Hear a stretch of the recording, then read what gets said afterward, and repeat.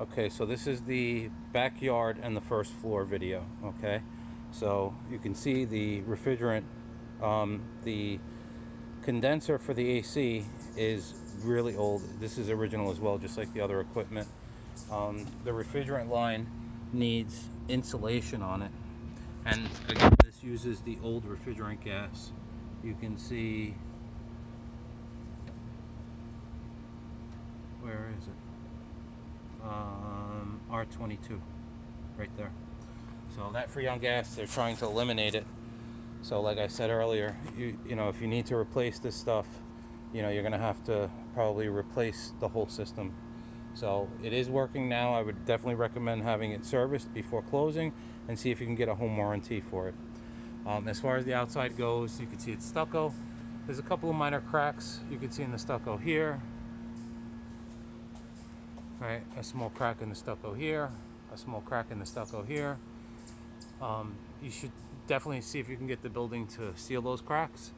You have the two exhaust vents, right? The one on the left is for the dryer, and the one on the right is for the bathroom. And you can see the dryer vent is clogged up, right, with lint. So you definitely want to clean that. And like I said earlier, I would definitely recommend changing it. You have the gutters over here, and the downspout comes down into your yard.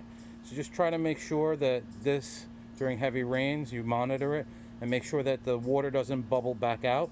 That would indicate that it's clogged below grade, and you should really have someone come and clean it if that's the case. Over here you have an outlet. It does have power. It should have one of those ground fault circuit interrupters like it has in the kitchen and the bathroom. So that should be changed. Right, and then you've got pavers over here. There's a little bit of moss on them. The wood fence looks like it's in pretty good shape. Door frame could use a little caulking. Then I just remove my shoes before I go inside.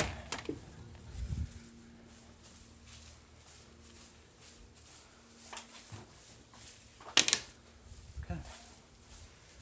So for the windows, they open, they close, they lock. You are missing a handle on this one, and you're missing a handle on this one. But like I said, they do open, close, lock.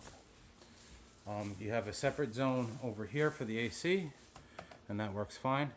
And again, this is a programmable thermostat over here. All right, you have the kitchen facilities over here, so you've got your refrigerator, which is working good. Dishwasher is working good. This trap over here, you prefer to have a smooth pipe, not an accordion style pipe, so that should be replaced. And it's not a rush. I mean, you don't have to rush to do that. You have your electric oven, which works fine. The exhaust hood, which just recirculates the air. All right, this doesn't vent to the outside. Okay. And then for the outlets, like I showed you before, you have these ground fault circuit interrupters.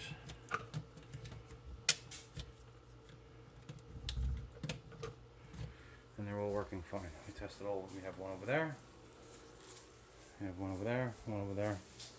Nowadays, they require an additional outlet with a GFCI protector on the island. Something you can add if you want. And then, excuse me, folks. Over here is the keypad for the security alarm. All right. Got the bathroom again. A ground fault circuit interrupter, which is working fine. It's tripping the way it's supposed to. It says on here you should test it monthly. There's a little test button on the bottom. You can press it, just make sure that it turns off, and then you can just reset it by pressing the red button. The trap over here is a little bit old, but all of the traps are free from leaks, which is the most important thing. Okay. Toilet is secure, faucets are secure, no leaks. Toilet flushes like it should. You know, you could use a little caulk around over here. The tile floor doesn't look like it has any cracks. And then you have an exhaust fan over here which vents to the outside. Okay, and last but not least, you have the electric panel over here. This, I left the cover off, but you can see that there's a cover right over here. All right, and so when I put the cover on, you'll have access to turn the power off right there, where it says 100 amps. That's your main disconnect right there. So take this off, just so you can look. You've got copper lines coming in for the service.